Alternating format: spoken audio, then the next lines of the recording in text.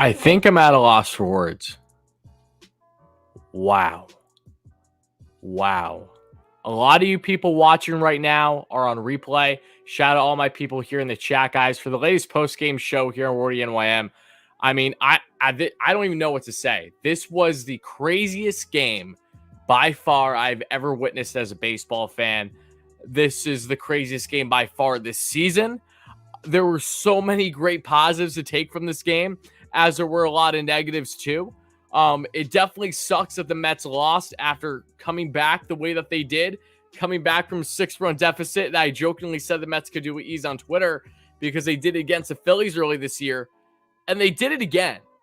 And it really sucks. It absolutely sucks that the Mets could not pull out the win today. This, again, was the wildest game I've ever witnessed. I don't even know. I'm trying to formulate how to put proper words in right now, folks, as I have a laundry list of information to go over from today's game. That's going to take mad long just breaking down. I'm completely jaw dropped on this game. Mets lose 13-12, folks. Oh my goodness, I'm sorry. I know you don't want to watch me just choked up for minutes and minutes on end, but wow. I mean, just wow. The Mets were getting Mets magic like we've seen all season long with this team, and I'm so effing proud of this club. I cannot emphasize that enough. There should be no negatives coming out of today's game when it comes to the offense for the Mets. My goodness gracious. I hope that offense carries over and they can get the series victory tomorrow with the rookie Thomas Szapucki on the mound. Because man, oh man, this offense is something else. This game, the Mets simply had no pitching the entirety of the game, and that's definitely a red flag, and that's something that we have to evaluate as fans, and of course the Mets, Buck, and the front office.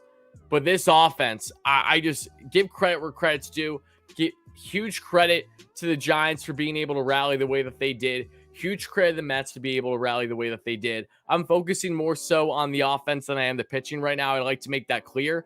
But wow, I mean, yeah, inexcusable in the sense after the Mets got the lead for them to blow it the way they did, 100%. But I'm still so proud of this team in a lot of ways. They're so effing resilient.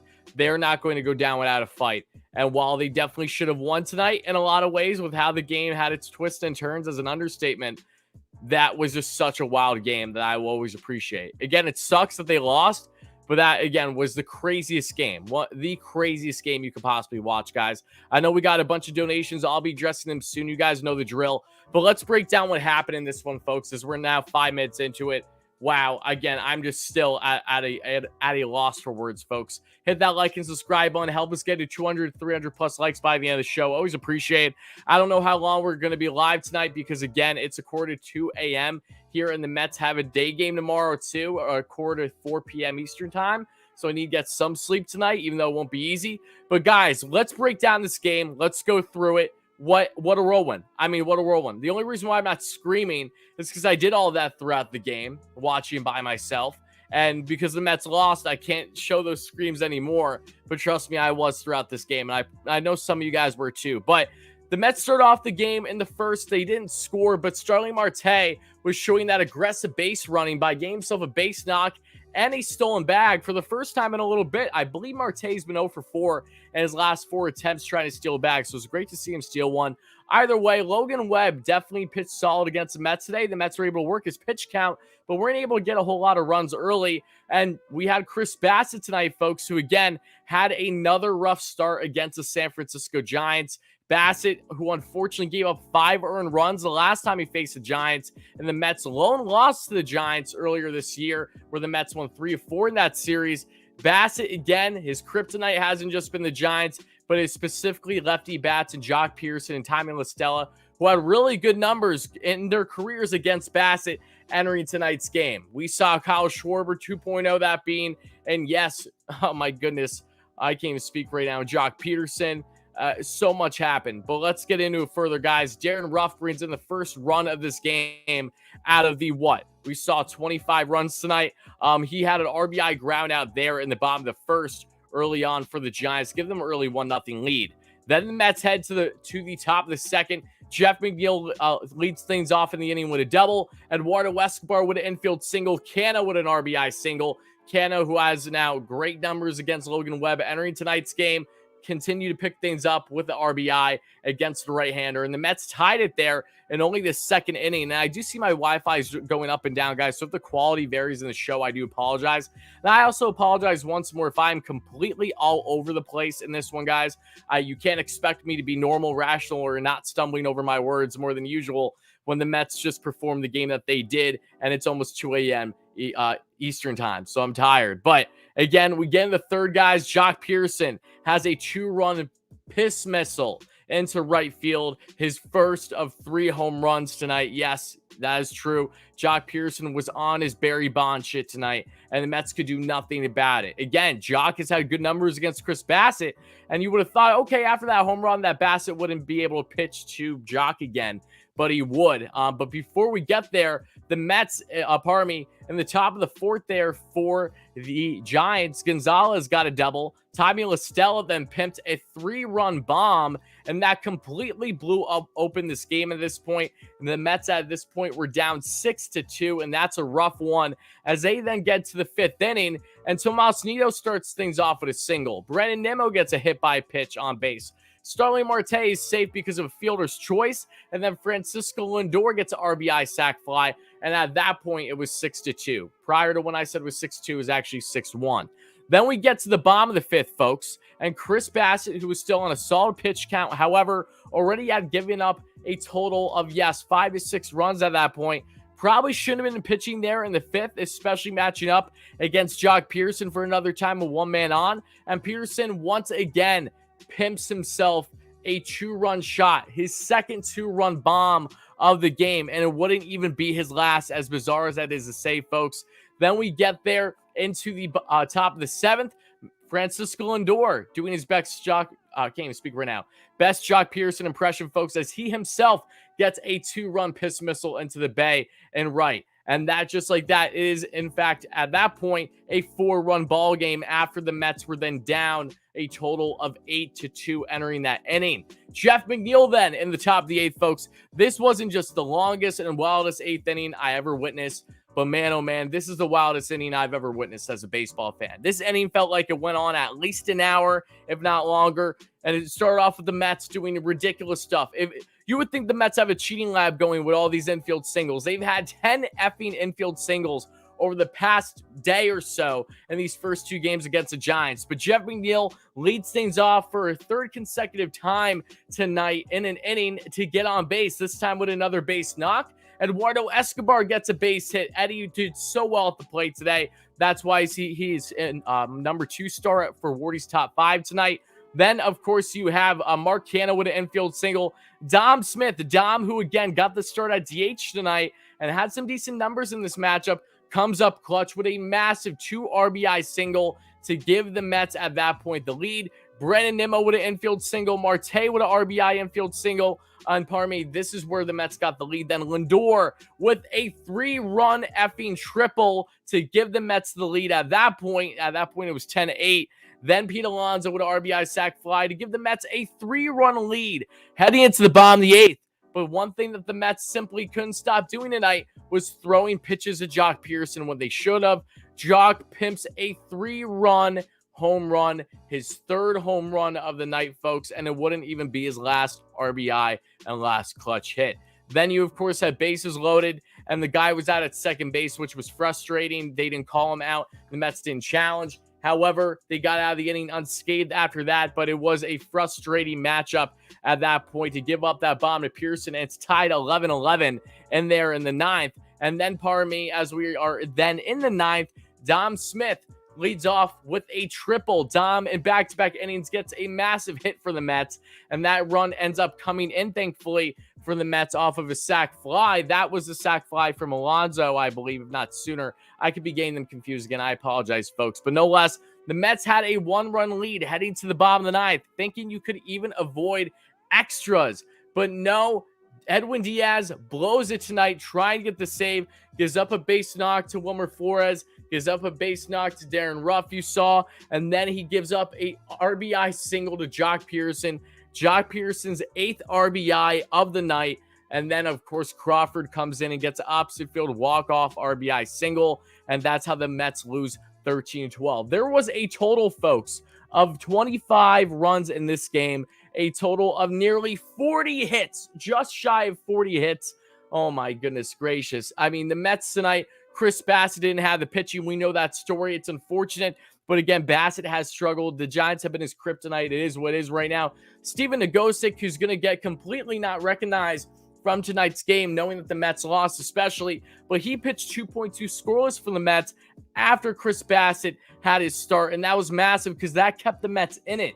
Drew Smith, unfortunately, however, Drew Smith has come back to earth. He hasn't looked the same since the first month and a half of the season. Drew gave up that massive bomb there that blew the lead and had the game tied at that point with Jock Peterson's home run, his third and final one of the night. He gave up 3 runs in 0.2 innings pitch. Joely Rodriguez gives up 3 hits, no outs somehow in the same inning there in the bottom of the 8th. Adam Ottavino, though, thankfully was able to get an out to end the bleeding without giving up any more runs.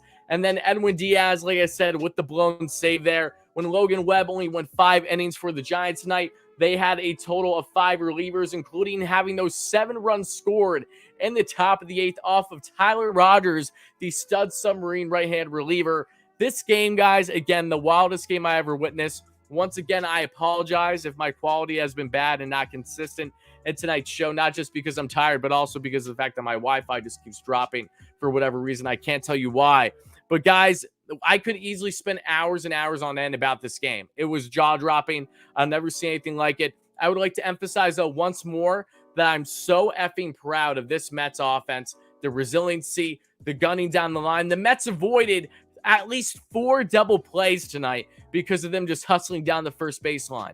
It's little stuff like that. It's hustling down the line when you get those infield singles. That is what has made this Mets team so resilient and going till that final out. It sucks that they lost, but it wasn't for a lack of effort. Pitching-wise, no one had it tonight, but offensively, every single batter did. And I'm so proud of them. I'm confident in this team. I'm not concerned or stressed in the slightest. Yes, it sucks that the bullpen imploded. Yes, it sucks that Bassett had a rough start, but I'm not looking at this as sky is falling. This was, again, just one of the craziest baseball days that you could ever witness as a fan. And thankfully, though, the Mets had amazing offense. And the biggest guy offensively for the Mets tonight that no one's going to talk about because the Mets effing lost, even though it's not the offense's issue, is, in fact, Francisco Lindor. The amount of hate this man has been getting for little to no reason at times. When Lindor has looked really strong this series, I said he, along with Alonso and Gourmet, even though Gourmet's been getting no playing time this series other than one pitch hit opportunity, he didn't get a hit. I picked them as 3 guys to watch from a series preview show a couple days ago. And Lindor, again, 2 for 4 tonight with that massive home run. A triple, 6 RBIs, and 2 runs scored. Lindor, I believe, was 2 RBIs shy of his most in his game. I think the most he's had in a game was 8, if I'm not mistaken. But my number 2 star tonight, folks, it has to be Eduardo Escobar. 4 for 5 with a double and a run scored. Yes, he didn't have an RBI, but Eddie had phenomenal plate discipline tonight. He looks locked in again. Who would have thought that double off of the 42-mile-per-hour Eufus pitch from the position player last night would spark Eddie like this? No less, I'm so proud of him. He has good numbers in Oracle Park, so it's not all that surprising. And he hit really well against the Giants in their original series back in April. But Eduardo Escobar, huge shout to my man. Phenomenal play appearance today. Great at-bats. That's huge for a guy who, again, has struggled mightily for a month at minimum for the Mets. Then my number 3-star guys, it has to be Dom Smith. Huge shout to Dom. Just like how JD had his best game of the season yesterday at DH, Dom had one of his best today as well. 2 for 5 with that triple, the 2 RBIs and the runs scored. Absolutely massive. So proud of Dom as well. He's someone who has not been playing consistently and didn't have good at-bats through his first 2 to 3 tonight. But again, when you're talking about clutch, Dom is probably one of the most clutch players on the New York Mets, and I don't think that's an exaggeration. When they bring him up in big moments of pinch hit, he has done more often than not a phenomenal job. And this carries over from last year, too. As a starter, he hasn't necessarily always been great. Today, again, he felt more like a pinch hitter because he didn't provide anything until the latter half of the game there in the 8th and then the 9th. But still, very proud of Dom. Great stuff from him today. Starling Marte. Marte goes 3 for 6 with an RBI and 2 runs scored. He's just a place setter. He's a guy on base skin as well. Very happy with Marte's performance. And Jeff McNeil, my number 5-star guys, 3 for 4 with a double and 2 runs scored. And this all, guys, included tonight, piss poor officiating. The Mets got screwed on so many calls tonight. There was a complete bias towards the Giants. And I'm not saying this as a Mets fan, okay? I'm trying to be as unbiased as possible. If you watch tonight's game, if you look at what you'll find on Twitter tomorrow when I know a certain page posts the actual umpire scorecard, the score sheet, how they did, the Giants got the most overblown calls all night long. Ridiculous. So many calls out of the zone that they called strikes on the Mets. And then for the Mets, numerous pitches in the zone that they wouldn't call strikes, especially towards the end of the game. I mean, it was absolutely ridiculous how piss poor the officiating was. I was ready to sell my soul to get one Compton umpire in any effing game out of the 162 for the Mets this year. It's been that bad, that inconsistent, and that is an exaggeration. But what a phenomenal game. That's all I got to say. Phenomenal in the worst way. The most horrifying game that you could witness as a fan should your team lose. The most electrifying game to witness as a fan should your team win. But for the Mets, at least, yes, they didn't win. Yes, the bullpen was a problem. Yes, that definitely is concerning. But again, this offense, you have to give the credit where credit's due. Just so blown away by them. Mets are 13 games above 500. Look, the Mets are going to lose a game as heartbreaking as this kind of loss was. This is also a great way to lose too, in the sense of the fact that you were able to rally from being down 6 runs in this one, and you still provided offense after that, each of the ensuing innings. I feel very confident in saying that if the Mets had the final outs opportunity here, if they were home and had that final opportunity in the bottom of the 9th, I think the Mets still do win this game. So it just became a matter of who got those final at-bats. And unfortunately for the Mets, being the away team, the Giants had the upper hand, and they clutched up when it mattered most. Again, huge credit to them. They definitely were not looking good in parts today, not more so on the defense and the pitching, but offensively they had it. Jock Pearson murdered us. And you know, that's all she wrote. Seriously. Guys, going through the lineup as a whole, Brendan Nimmo, 1 for 4 with the run scored and the RBI. Starling Marte, just spoke about him, with 3 for 6 with 2 runs scored and an RBI. Lindor, my first star of the game. How can Mr. Smile not be? 2 for 4 with 2 runs scored, a triple, a home run, and 6 RBIs. Pete Alonso went 0 for 4 today, but did have a sac fly for an RBI. Jeff McNeil, 3 for 4 with 2 runs scored, that double and a walk. Eduardo Escobar, Eddie, 2 sacks that I like to call him for whatever reason. 4 for 5 with a run scored and a double. No RBIs. Mark Canha, 2 for 5.